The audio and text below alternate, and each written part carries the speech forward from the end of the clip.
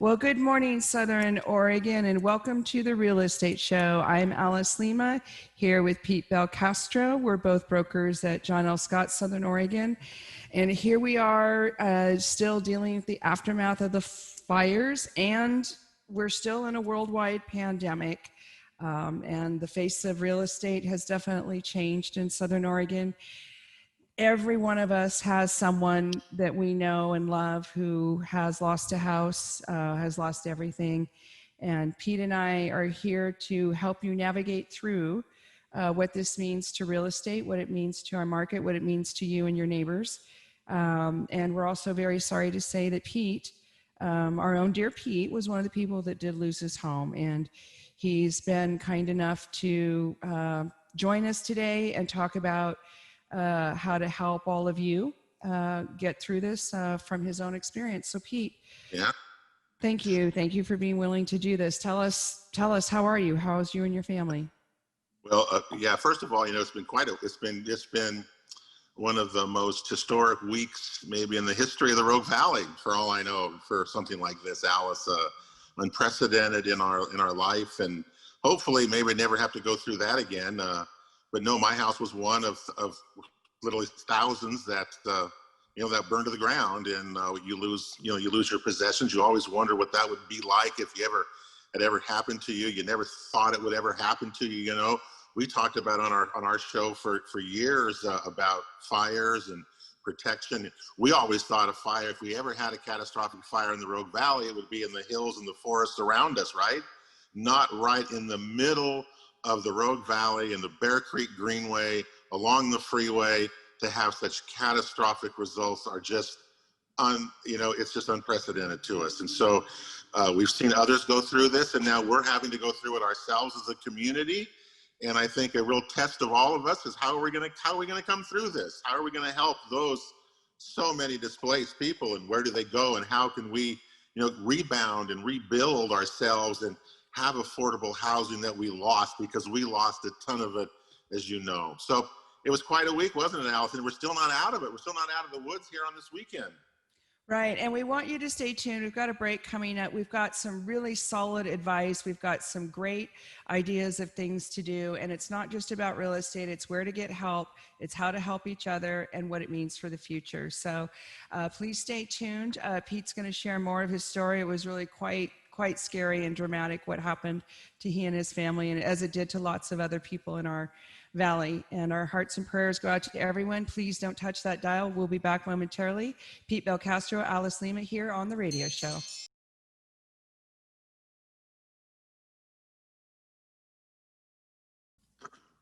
Well, welcome back to the Real Estate Show, folks. I'm Alice Lema here with Pete Belcastro. We're both brokers at John L. Scott here in Southern Oregon, and we're talking about what happened to our poor little valley and our friends and family this week with the fires. And we're also still in the middle of the corona pandemic, and people are still trying to move and buy and sell. And our own dear Pete lost his home this week, and we want to talk a little bit about what that was like, and then we're going to talk about how to help all of us get through this trying time. So Pete, you had a situation where you lived, and it all happened quite fast. Can you tell us a little bit what that was like? Because I think the experience was common to many of our neighbors out there. Well, when you drive now along the freeway and you see how the fire moved with those terrible winds. Alice, the last time we had big fires in the Rogue Valley, and I forget how many years ago it was, but we had the similar wind. And I remember that morning when the Coleman Creek fire down by Ashland and the Roxanne fire up off of East Medford, they both went in the same morning within an hour of each other. And that was when we had those terrible winds. And this was just like that, except this wind came straight up the valley, and the fire started, of course, along the Greenway, and its pattern all up I-5 are just really incredible. And people didn't have much warnings. And in our place, I lived in the last couple of years, lived in Bear Lake Mobile Estates right on exit 24. And really, all of a sudden, the fire truck, the police, and the loudspeakers and sirens going, "Get out now, get out now." The fire had already reached there that fast. And I was worried about maybe being trapped inside, because there's only one way out there at Bear Lake Estates. And we just literally drop everything. You grab a handful of things and you run. And when I turn out of the park, I could see flames in the park already. And I told Chris, my wife, I go, we're done. It's not going to come back. But the devastation beyond that is beyond. And let me just say, Alice, that I'm luckier than 99% of everybody else who've lost everything too, because I have a place to go, thank goodness. And so I'm okay in that kind of thing. But I know so many of our neighbors are hurting so badly. There's no place. And, Phoenix in town, and much of it, is a bedroom community for Ashland and Medford. That's where the workers live in those communities. And that's where it's more affordable. There are parks stuck back in Phoenix you never even see that host hundreds of fifth wheels, old single wides, old RVs, and filled full of old people and children. And these parks are all gone. The apartments in Phoenix that house so many workers and young people are gone. So we have a lot of work to do, as you see. And so I could say I'm more fortunate than 99% of everybody, and that's good. So anyway, and it's just, it was horrible. yeah, but it does. And your story is very common. I've been one of the people that have been receiving photos from people who are inside the burn area, not sneaking in, people that were already there or going back with permission, and getting videos because so many of the displaced people are so far away from here, they can't even come to check. And as agents, John L. Scott wants us to verify that our properties are still standing if they're in contract or if they're listed. We're going to talk about that in a minute. But the devastation was so absolute. And like you said, we were all more prepared for this to happen in the hills. And that's similar to like what's happening in Eagle Point and Shady Cove. And those people, have been off and on high alert, as well as Central Point. But here we are on Saturday, and we've got our fingers crossed for the rest of the week. So Pete, you've got a place to go. A lot of our friends and family who don't have places to go, I want to just give you a quick list. You can check with the Red Cross, you can check with United Way, and each municipality, each town has their own resources. So you've got places to go. You've also got people like me, my Facebook, my other social media. We're putting people's needs out there. If you need a job, if you need clothes, if you need water, if you need a place to stay, we're here to kind of help be the connection. There are agents who are taking in their clients into their own personal homes. There are people who are taking strangers in neighbors, everywhere. And people scattered. The problem you have is your community scatters now. I mean, think of if we lost several thousand homes and businesses and stuff, those people are going to scatter. And so the communities are changed really forever. You talked about, Paradise a few years ago in Reading. Remember what happened there? We watched those and talked about those situations right here on our own show. And here we find ourselves in the same situation. I'm not saying that, this is bad or whatever, but certainly for our community, it's devastating. Well, and I want to do a shout out to our sheriff department, our wildland firefighters, our city firefighters, our city police, our city EMTs. Our emergency services are amazing. And we learned a lot from watching the Paradise Reading fires. And I don't know if people remember, but our troops, our folks who are in the emergency services and firefighters, they practiced and they got ready and they were so on it, Pete. I know the devastation is horrible. I know they're only just now finding out if people passed away in the fire or not, but they were so in front of it, and they worked so hard. We love them, we thank them. And I know many of them have lost houses. So our hearts and prayers go out to them and their families as well. And they were really up against Mother Nature at its worst possible moment. You know that on Tuesday, I think Scott Lewis in our office told us that Jackson County on Tuesday afternoon, when that fire raged through here, that Jackson County had 6% humidity, which was less humidity than there was in Palm Desert, California at the same time. So you can see how dry it was and the winds, and they were up against, huge. They stopped that fire, I know, at South Stage Road finally, but the wind, that wind was amazing. So yeah, we go on. Alice, you you have clients. I know we all have clients. And I know people are calling everybody. The cell lines were jammed. I think it's easing up now, but we've just scattered. Our community has scattered, and people have taken in lots of people because we have no place to go. So what do we do? I mean, don't you think it's going to have just effects? I mean, Phoenix and Talent are the ones that have been affected the most. I mean, right now, Central Point too. I shouldn't say that. Is more. Well, and more, Eagle Point, and Shady Cove. Over there, I drove past So the. that's pretty much everybody. And then I think, the backside of Grants Pass had problems too. So.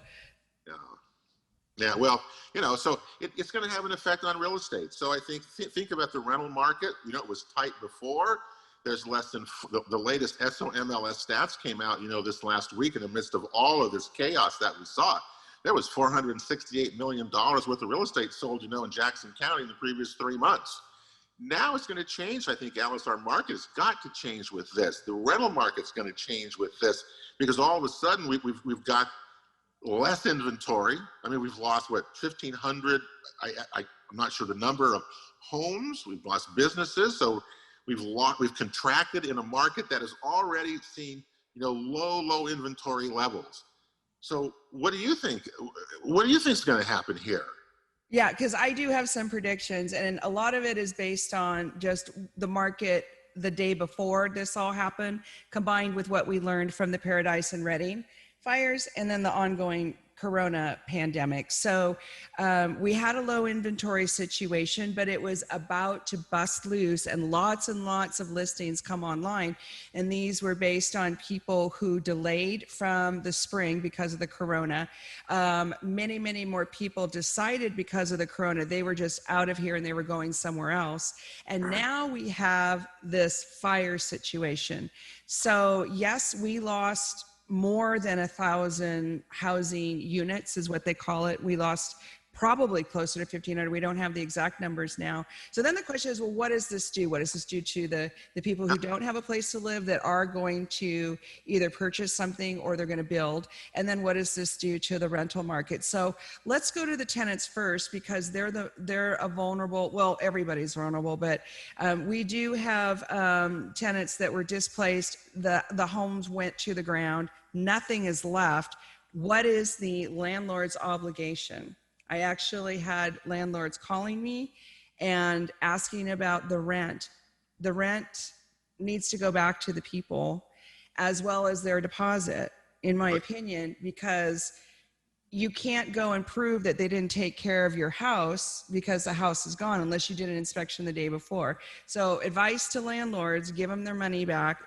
Tell your insurance company, there is landlord's insurance. You should have had that. And if you're a tenant, you should have had renter's insurance, because that's what covers your stuff. And if you don't have renter's insurance, get it next time. So you're right. And we've talked about that many times over the years in apartments, and having that renter's insurance. You're right. That's where it really comes in handy right now. And we'll see the insurances. So the insurance is I know we got a break coming up, but when we come back, and you're going to talk about insurance, Alice, and what's happening with that right now because of this.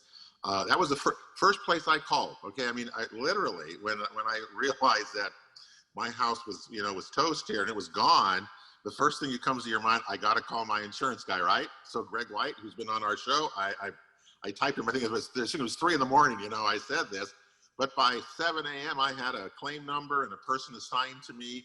So the insurance people, if you have that, do that first. Do not wait. Because if you do, you're going to be put in line and you're going to be waiting. So get that done as fast as you can. You know who your insurance people are, and call them. This is where you really find out when the rubber meets the road with your insurance guy. Girl, did you get the right one?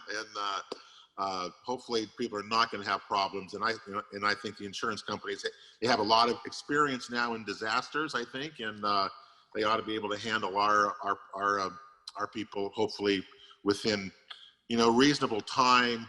Because the worst thing you can do, wasn't it in Paradise you said that it took so long for some people to get insurance money, and remember the Santa Rosa fires and stuff? Is that what your experience was? Well, it went in batches. The people who were highly organized had their policies on digitized on the cloud.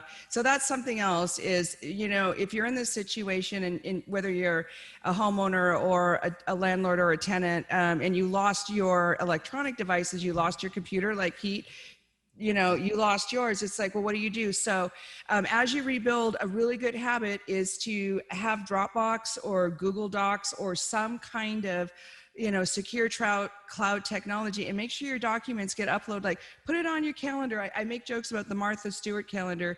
Once a quarter, twice a year, once a month, get all your uploaded documents. And you can start it now. Your insurance company can email you stuff. They can email your policy. And I think if you're trying to read your policy, it's better to get, like you said, Pete, on the phone with your insurance person and have them tell you what it says. And don't wait, because waiting is not only going to add delays at the end, it's going to make it more complicated, because the more time goes by, the more you forget about what your situation actually was before the fire. Absolutely. And I wish, in sports, there's a great saying, I woulda, coulda, shoulda, that kind of thing. And I wish I would have done things differently myself. You learn, and that's why we do our show, is to educate ourselves. And sometimes we don't do it, but boy, good advice there, because you never know where you are. Anything can happen to us. We're not immune as much as we thought. And now we're seeing the results of it, and we all got to kind of pull together to stay with it. Yep. And so we're going to be back after this break. Do not change that dial. You do not want to miss a second of this conversation. We're going to talk more about what to do in a fire situation. We're going to talk real estate. We're going to talk what to do if you've lost your home. So we'll be right back. Alice and Pete on the Real Estate Show.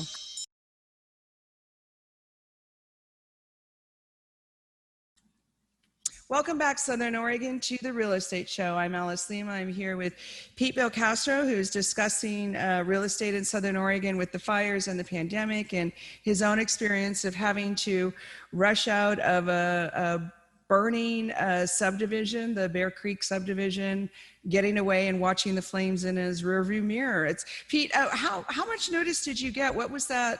What was that situation there? Because that's an over 55 park, right? That's elderly. Not that you're elderly, but sorry, that didn't come out right. Yeah. No, what was interesting is people took, this is a great lesson of how communities are going to take care of themselves in the future. I was in the media a long time, and the media is very different today, and they don't have very many people.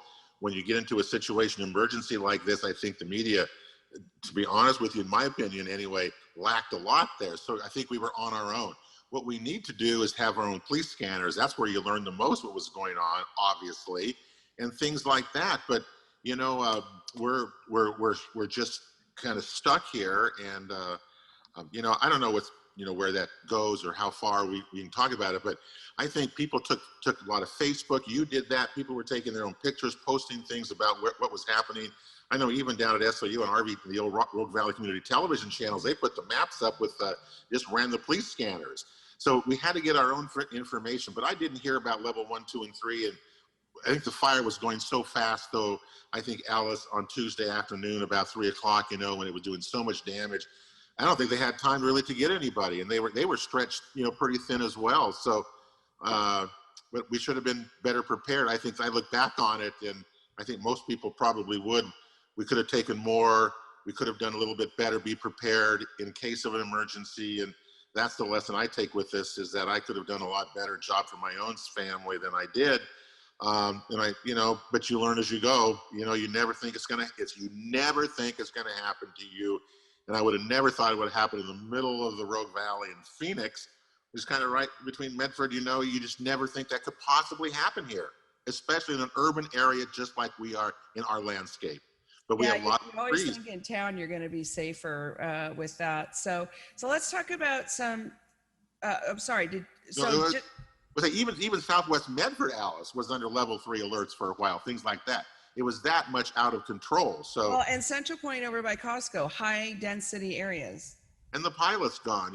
There's so many of our structures that wait till. I know the roads have open and closed different times.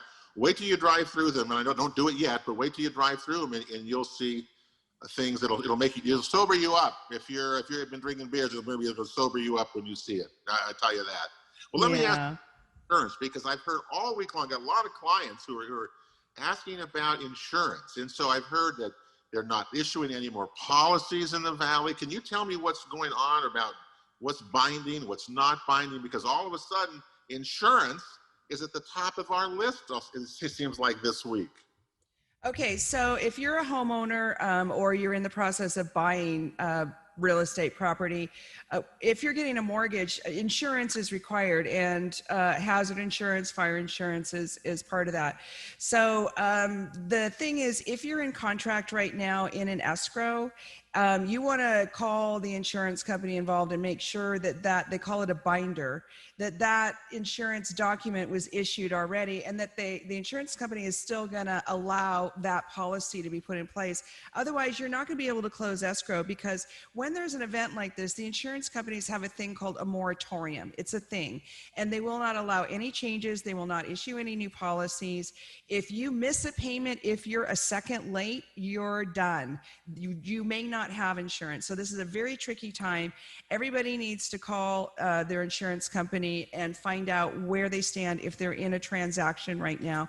And if you're listed in a transaction and you want more insurance, or your escrow is going to be delayed because your policy wasn't set up in time, then what's going to happen is they're going to wait till the event is a little bit over, and then they're going to lift the moratorium. And that's the question you ask, and that's the word you use, is when is my moratorium going to be lifted? Now, if you're a tenant or you're a buyer and you're in the process of putting stuff in somebody else's house, let's say the seller let you put stuff in the garage or on the property, you need renter's insurance in that situation. And it's actually not a good idea to put your stuff in somebody else's house until you own it, but you need to have that kind of squared away ahead of time. So what happens if I write an offer and the buyers are going to shop for insurance right now? So they're calling, our friend Greg or somebody. Are they still writing the policies, or are they holding them off for Not right now. I mean, you might be able to get somebody to draft something, but they're so busy taking care of people that have lost everything. I don't know that that's a reasonable request, but I would make it anyway. I would call and ask them. Just don't expect the policy to be issued until the moratorium's over. Okay, so I just want to make sure I'm clear with you. So last week there were like I think it was 95 pending sales that went off in Jackson County. So those 95 buyers are going to have to go get insurance right now. They should have that. Hopefully, they're already set up, is what I'm saying. But if you're on the buyer side, you need to go find out if that actually took place. And then if you're on the seller side, your buyer may not know, and the buyer's agents don't always know, to double check that. So if you're on the seller side and you're in escrow, make that buyer's agent, make that buyer confirm in writing from the insurance company that they actually can close on time. And you had a really good point. You said a lot of people who have mortgages, the insurance comes with it. The home insurance is paid as part of the mortgage each month. A lot of us do not do that and pay it separately. And as you're right about that, especially if you pay it monthly and you've been affected by this, that's the first thing I did. Actually, Alice, are we paid up on our insurance because we pay it every month? Are we paid up on the insurance there? And we did it by online that next morning just to make sure, because it wasn't due until another few days. But you're right, do not be late, especially right now. Especially if you're going to make a claim, you better make sure you've got all your ducks in a row. Well, and even if you're not going to make a claim, you do not want your insurance to lapse right now, because even though things look like they're sort of under control, this has been such a weird year. We just want to make sure everybody is ready for anything. And if you are making notes, here's the list. As soon as things calm down a little bit, here's what you want to do. You want to have all of your documents on a secure cloud, and you want to keep that updated more than one time a year. You want to have as much insurance as you feel comfortable having in the event of a disaster. You do not want to have that in what I call insurance remorse. So, like for example, when this is lifted, I'm not going to be cheapskate anymore. I'm going full replacement on everything because I'm old, I'm tired, and I don't want to go through this again wondering about my if my coverage is going to be enough. So I personally am going to pay the extra to do full replacement value on everything. I'm also going to have everything automatically, like you said, automatically withdrawn from my account early. Mhm. Never ever gonna worry about this again, because the last thing you need to do in the middle of a catastrophe is try to go on your phone and like, did I make, like you just said, like, did I make that payment? Yeah. Yeah, no, it makes sense to do that. We talk about being prepared, so we're learning as we go because again, we didn't think it would happen to us. So we know we've got this issue coming. We're going to have a crunch on rentals. I mean, I mean there was a what 2% rental vacancy, I think, or something. Last time we talked to Danielle Remley from Sterling West in here. And you know, we've lost a ton of apartments, a ton of places to rent. Alice, that's what's so devastating. And the housing. I mean, I just don't know. What do you think? How do we even begin? And we don't have the answers because we're just brokers. But how in the world do we begin to address this? Do you think? Well, Right. I think a couple of things are going to happen. We have the natural flow of new listings and new investors that are going to be selling, new rentals that are going to go on the market, new places for rent coming on the market. There's that natural flow, although a lot of that was disrupted by the corona. I still see that inventory, those houses and those buildings coming online.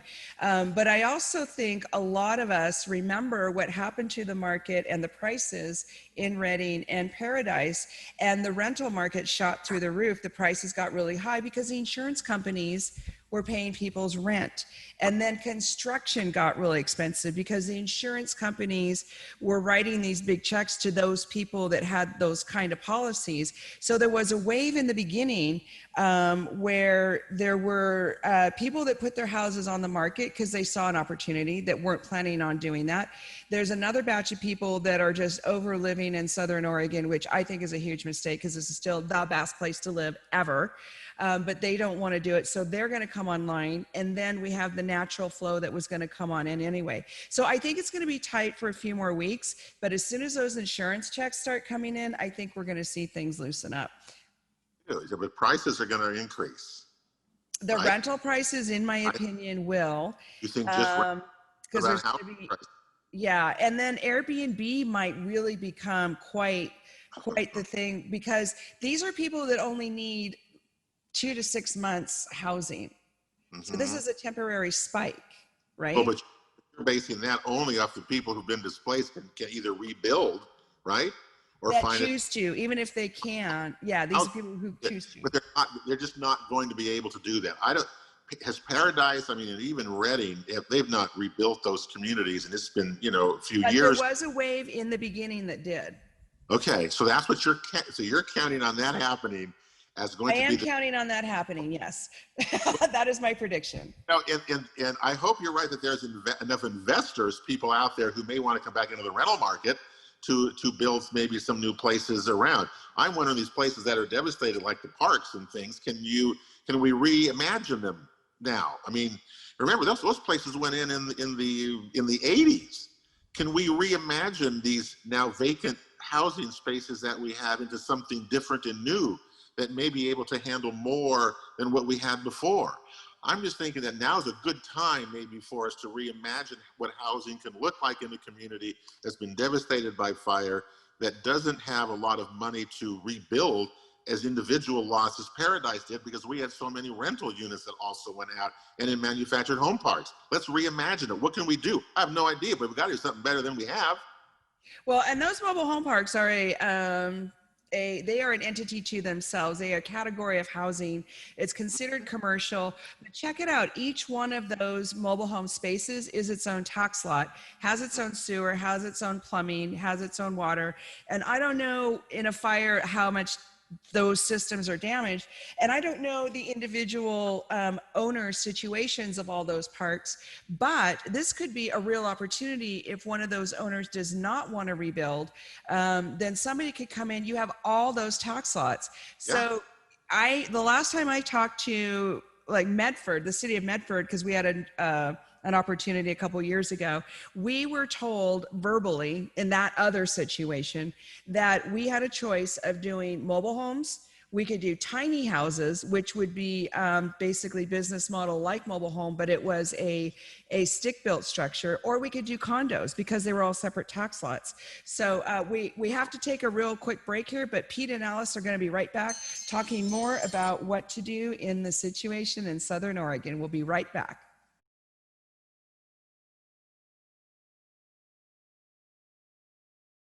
Welcome back, Southern Oregon, to the Real Estate Show. I'm Alice Lema here with Pete Belcastro, who unfortunately was one of the folks that did lose his home in the fires last week. We're talking about real estate. We're talking about what to do if you find yourself without a home. And we're talking about businesses. We were talking about the mobile home parks that were destroyed and what possibly could come from those in the future. And Pete, now that we've been able to see some of the business damage in Southern Oregon, what do you think is going to happen to those pieces of real estate and those families?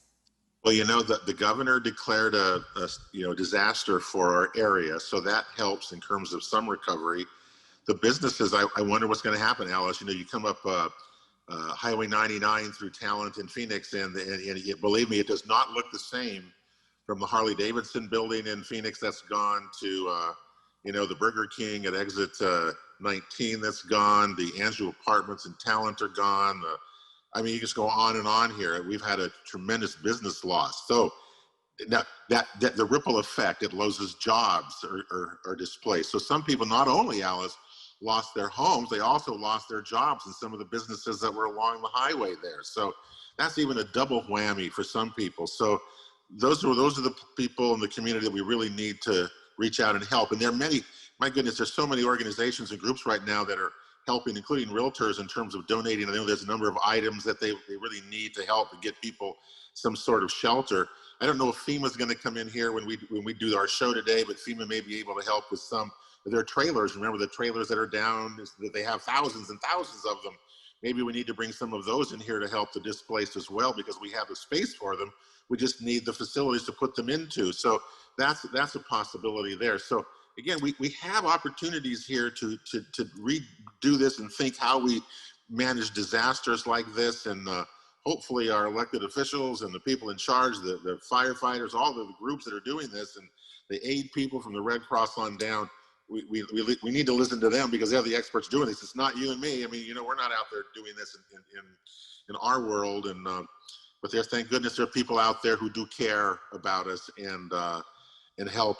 And we're going to need it, because we got devastation everywhere around us in this county. I don't think Jackson County has ever had, since it was established in 1859, that Jackson County has ever had such a disastrous day, a week in its history.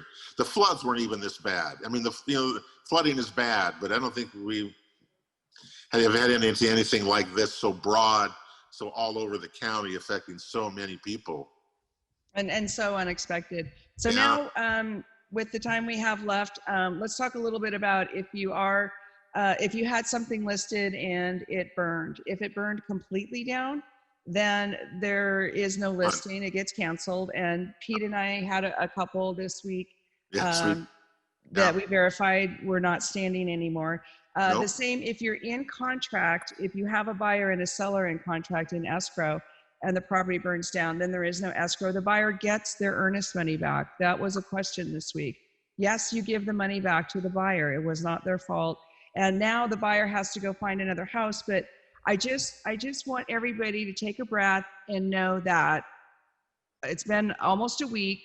We're going to have our ducks in a row. Starting next week, there are a whole bunch of people that will be selling their house now for a variety of reasons. And we mentioned it earlier in the show. Some were going to put it on the market anyway, just post-corona. Well, not post-corona, but delayed corona. And now we have people, because of the fires, they're going to sell because of the opportunity, because it means they can get a good buyer right away, especially if there's insurance money involved. Or they're just going to go somewhere else. Or now they have all these people living with them, right? They have all these people living with them, and now they need a much bigger house. So I do think it's going to take a few weeks, but we are going to have people start putting their house on the market starting next week. Okay, I'm gonna hold you to that one too, and see if you're right.